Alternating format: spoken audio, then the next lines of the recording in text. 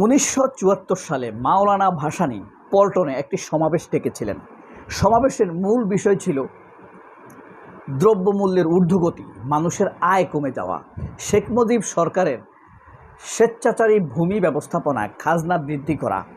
এসব নিয়ে মানুষ ছিল ত্যক্ত বিরক্ত। মানুষের পক্ষ নিয়ে, মানুষের কথা বলতে গিয়ে ভাসানী এই সমাবেশ ডাকেন।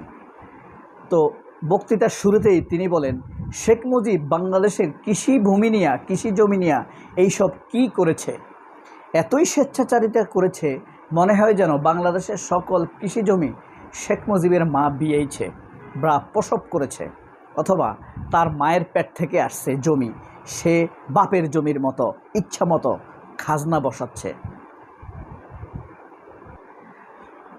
তো ভাসানী বলেন, শেখ মুজিব চালের দাম বাড়িয়েছে, লবণের দাম বাড়িয়েছে, কাপড়ের দাম বাড়িয়েছে, জমির খাজনার দাম বাড়িয়েছে, মদের দাম বাড়িয়েছে আমি জানি না, সে জানে, আমার জানি না। তো সবাই জাদু মঞ্চে থাকা সবাই জাদু মিয়ার দিকে তাকিয়ে হাসছিল এবং সবাই জানতো জাদু মিয়া মদ খায়। জাদু মিয়াকে চিনেন তো? পাকিস্তান আমলের বিখ্যাত প্রখ্যাত রাজনীতিবিদ। এইসব বক্তব্যের আপনার অশ্লীলতা যদি বিশ্লেষণ করতে যান, তাহলে আপনি বিভিন্নভাবে বিশ্লেষণ করতে পারবেন। ইংল্যান্ডের একজন সংসদ সদস্য জন হোজম্যান, তিনি একবার সংসদে বক্তব্য পার্লামেন্টে, কংগ্রেসে বক্তব্য রাখছিলেন। তখন তিনি বলেন, একটি গৌরববোধ করছেন ইংল্যান্ডের একটি সরকারের একটি পদক্ষেপ তিনি আই কনসিভ এভাবে বারবার বলছিলেন, অর্থাৎ গৌরববোধ করা, গর্ববোধ করা। তখন বিরোধী দলের একজন দাঁড়িয়ে বলেন, তিনি তিনবার গর্ভধারণ করেছেন, এখন পর্যন্ত কোনো সন্তান উৎপাদন করতে পারেন নাই। সংসদের সবাই হেসে ওঠে। আমাদের দেশে হলে এটাকে বলতো অশ্লীল বক্তব্য। চট্টলার বীর পুরুষ সালাউদ্দিন কাদের চৌধুরী একবার বিরোধী দল থাকা অবস্থায় সংসদে দাঁড়িয়ে বলেন, মাননীয় স্পিকার, আমি কি এই সংসদে দাঁড়িয়ে কাউকে চোর বলতে পারি? তখন স্পিকার বলে, না, আপনি কাউকে চোর বলার কোনো অধিকার নেই। তখন সালাউদ্দিন আহমেদ বলে, ঠিক আছে, আপনি যখন না করছেন তাহলে আমি শেখ সেলিমকে চোর বললাম না। এইভাবেই তখন সংসদের বাইরে জনসমাবেশে সরকারের পক্ষে বিপক্ষে নানান রকম কৌতুক হতো। এখনকার দিনে যদি হতো তাহলে নাসিরউদ্দিন পাটোয়ারির মতো মাওলানা ভাসানীর দাড়ি, টুপি, জামা ছিঁড়ে ফেলত। ঠিক একইভাবে অনেকের মনে থাকার কথা, 2004 সালে সালাউদ্দিন কাদের চৌধুরীকে ওআইসির মহাসচিব হিসাবে নমিনেশন দেওয়া হয় নির্বাচন করার জন্য। সেই নির্বাচনে হেরে যান সালাউদ্দিন কাদের চৌধুরী। আওয়ামী লীগ সালাউদ্দিন কাদের চৌধুরীর বিরুদ্ধে বিভিন্ন মুসলিম দেশের দূতাবাসগুলোতে চিঠি দিয়ে ভোট দিতে নিষেধ করে। সেই আওয়ামী লীগ এটাকে বিএনপি সরকারের কূটনৈতিক ব্যর্থতা হিসেবে দেখিয়েছিল। অবশ্য বদরুদ্দোজা চৌধুরীও চেয়েছেন সালাউদ্দিন কাদের চৌধুরী যেন হেরে যান।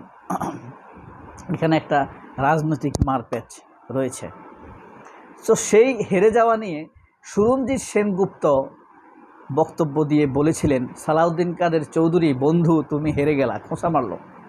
এরপরে পয়েন্ট অফ অর্ডারে সালাউদ্দিন কাদের চৌধুরী বলেন, তুই যদি কথা বলতে চাস তাহলে তোর যেটুকু আঁকাটা আছে সেটুকুও কেটে দিব, কারণ এটা মুসলিমদের সংস্থা ওআইসি, এটা নিয়ে তোর কথা বলার কোনো দরকার নাই।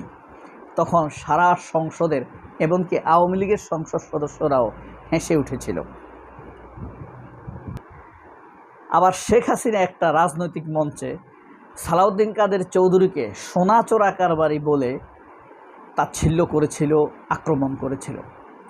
তখন সালাউদ্দিন কাদের চৌধুরী আরেকটি সমাবেশ ডেকে তিনি বলেন, ওয়াজেদ মিয়ার আমার সোনা নিয়ে টানাটানি করার কি দরকার? ওয়াজেদ মিয়ার কি তোমাকে যথেষ্ট পরিমাণ সোনা গহনা দিতে পারে না? তখন 1 মাস যাবৎ এই বক্তব্যটি সারা বাংলাদেশের রাজনৈতিক অঙ্গনে বেশ হাস্যরস্যের খোরাক জমিয়েছিল। এরপরেই শেখ হাসিনার সংসদে এসে আঙ্গুল তুলে বলে রাজাকারেরা মুজিব পরিবার নিয়ে, মুক্তিযোদ্ধা পরিবারকে নিয়ে বড় বড় কথা বলে। তখন সালাউদ্দিন কাদের চৌধুরী বলেছিল, আঙ্গুল তুলে কথা বলবেন না, ওই আঙ্গুলে একসময় আংটি পরাবার কথা ছিল। অর্থাৎ সালাউদ্দিন কাদের চৌধুরীকে কাছে শেখ হাসিনাকে বিয়ে দেওয়ার জন্য শেখ মুজিব সালাউদ্দিন কাদেরের বাবা ফজলুল কাদের চৌধুরীর কাছে প্রস্তাব করেছিল। তখন সালাউদ্দিন কাদের চৌধুরী এবং তার বাবা ফ্যামিলি রাজি হয় নাই। এভাবেই তখন হাস্যরস্য চলত। এই 2025 সালে হাসনাত আবদুল্লাহর বিএনপিকে নিয়ে একটি মন্তব্য করেছিলেন। সেই মন্তব্যের জবাবে বিএনপির ভাইস চেয়ারম্যান শামসুজ্জামান দুদু, কথাটি মনে আছে? মুতে ভাসাই দেওয়ার কথা। এইসব কথাকে আপনি অশ্লীল হিসাবে নেবেন নাকি রাজনৈতিক রেটরিক হিসাবে নেবেন, সেটা যার যার নিজের ব্যাপার। তবে এটাকে অনেকেই খুব কুৎসিত হিসাবে, অশ্লীল হিসাবে ধরেন। তাহলে আপনি এই ডাক্তার মুরাদের বক্তব্যকে কোন হিসাবে নেবেন? সেই বক্তব্যের তো আমরা বিএনপি থেকে কোনো প্রতিবাদ করতে শুনি নাই। অথবা বেগম খালেদা জিয়াকে নিয়ে শেখ হাসিনা যে পরিমাণ বিশ্রী নোংরা কথা বলতো, সেগুলো তো আমরা কখনো অশ্লীল বলতাম না।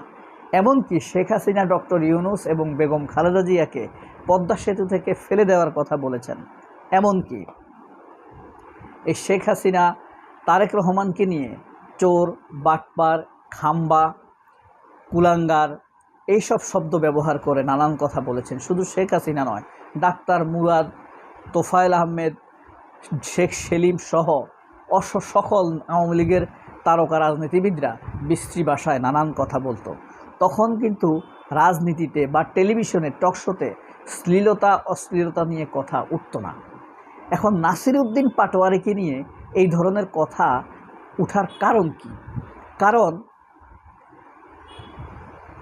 সালাউদ্দিন আহমেদরা যখন কাউকে কথা বলতো, তারা মনে করত আমাদের লেভেলের কেউ আমাকে বলেছে। শেখ হাসিনা যখন তারেক রহমানকে বিশ্রী ভাষায় গালি দিত, তখন তারেক রহমান ভাবত আমাদের লেভেলের কেউ আমাদেরকে বলেছে। মির্জা ফখরুলকে যখন গালি দিত, তখন ফখরুল বলতো আমাদের লেভেলের কেউ গালি দিয়েছে।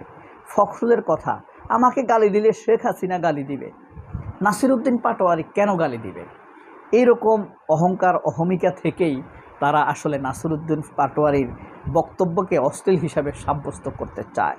এখানে আসলে গালি বা ভাষা বা শব্দ কোনো ফ্যাক্টর নয়। ফ্যাক্টর হয়ে দাঁড়িয়েছে শ্রেণী, নাসিরউদ্দিন পাটোয়ারিকে মেনে নিতে পারা আর না পারা। গোপালগঞ্জে যখন এনসিপি নেতৃবৃন্দ সমাবেশ করতে গিয়েছিল, মার্চ করতে গিয়েছিল, আপনাদের নিশ্চয়ই মনে আছে, তখন তাদের উপরে আওয়ামী সন্ত্রাসীরা বেধড়ক হামলা করেছিল। তখন নাসিরউদ্দিন পাটোয়ারি এদের পক্ষ নিয়ে, এনসিপির পক্ষ নিয়ে আমাদের ওসমান হাদি, শহীদ ওসমান হাদি একটি মারাত্মক বক্তব্য দিয়েছিলেন, সাউয়া মাউয়া ছিঁড়ে ফেলবো খানকির পোলাদের। তখন এই বক্তব্যটা নিয়ে খুব আলোচনা উঠেছিল। কারণ ঢাকা বিশ্ববিদ্যালয়ে ইংরেজি পড়ুয়া একজন ছাত্র শরীফ ওসমান হাদি এই ভাষায় কেন গালি দিবে? কারণ হাদিকে তারা মেনে নিতে পারে, ভাসানীকে তারা মেনে নিতে পারে, সালাউদ্দিন কাদের চৌধুরীকে মেনে নিতে পারে, তোফায়েল আহমেদকে মেনে নিতে পারে। ব্যাপারটা মেনে নেয়ার মধ্যে, রাজনৈতিক হাস্যরস্যের মধ্যে শ্লীলতা, অশ্লীলতা আসলে বিষয় নয়। নাসিরউদ্দিন পাটোয়ারি যে কথাগুলো বলছে, এই কথাগুলো যদি এখন অন্য কেউ বলে, জাতীয় পার্টির কেউ বলে, জিএম কাদের বলে, তাহলে বিএনপি আসলে কিচ্ছু করবে না। কারণ এর চাইতে ভয়ঙ্কর বিশ্রী ভাষা ব্যবহারের পরেও আমরা ডাক্তার মুরাদকে, হাসান মাহমুদকে, তোফায়েলকে, শেখ সেলিমকে কিছু বলতে শুনি নাই। সর্বশেষ নাসিরউদ্দিন পাটোয়ারিকে ব্র্যান্ডিং করা হয় নাসিরউদ্দিন পাটোয়ারি যখন মির্জা আব্বাসকে চ্যাটের বাল বলে অভিহিত করেছিল এবং চাঁদাবাজ বলে অভিহিত করেছিল তখনই। আর এই উসিলা ধরেই হবিগঞ্জে তারা এনসিপির উপরে হামলাকে বৈধতা দেবার চেষ্টা করছে তাদের পক্ষের লোকেরা, অথবা যারা নাসিরউদ্দিন পাটোয়ারিদেরকে পছন্দ করে না বা এনসিপিকে মেনে নিতে পারে না। এই রাজনৈতিক শ্লীলতা, অশ্লীলতা যাই বলেন, এগুলা চলবেই। তবে হ্যাঁ, রাজনীতিতে মৃদুভাষী, মিষ্টভাষী হওয়া একটি বিশাল গুণের ব্যাপার। মিষ্টি ভাষা ব্যবহার করে সবার প্রিয় হয়ে ওঠা খুব একটা সহজও নয়। সবাই অনেক ভালো থাকবেন। আল্লাহ হাফেজ। আসসালামু আলাইকুম।